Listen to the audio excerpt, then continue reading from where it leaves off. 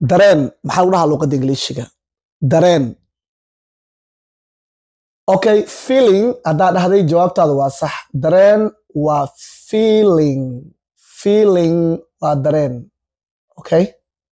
feeling ereyga labaad waa sunniyo sunniyahan maxaa lagu dhahaa luqadda Ingiriisiga okay eyebrows haddaa dhahday jawaabtaadu way saxan tahay waa eyebrows eyebrows dadaa dhahay it's not brows it's eyebrows okay erey kale dhicid koraa ka soo dhacday tusaalahaan geedaa fuushay waa soo dhacday dhicid maxaa loo yaqaanaa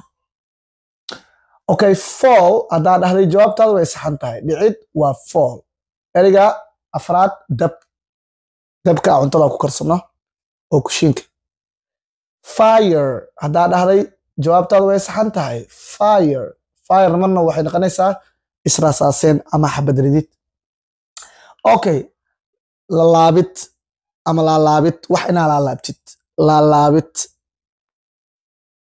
fold it's fold wax in la laalaabo luqadda Ingiriisiga waa fold erey kale waxaan rabaa caban aa dhahay it's caban kan muusikada la tumo caban guitar haddaa dhahday jawaabtaada way saxan tahay it's guitar okay guitar erey kale waxa waaye dhammayn hawl inaad dhammaysid finish haddaa dhahday jawaabtaada way saxan tahay dhammayn waa finish complete waa dhihi kartaa okay ookiyaalo luqadda Ingiriisiga dad badan aa garanaynin glasses aa leedahay glasses ookiyaal waa glasses okay waxaan rabaa qalayl wax qalayl ah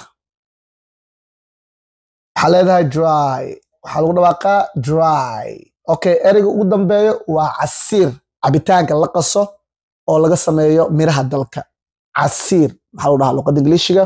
comment ka soo qor qofkii ugu horeeyana biin ayaan saari doonaa waxaan filayaa arday inaad 10kan erey ka faa'iideysteen fadlan haddaan ugu cusubtahay soo follow garay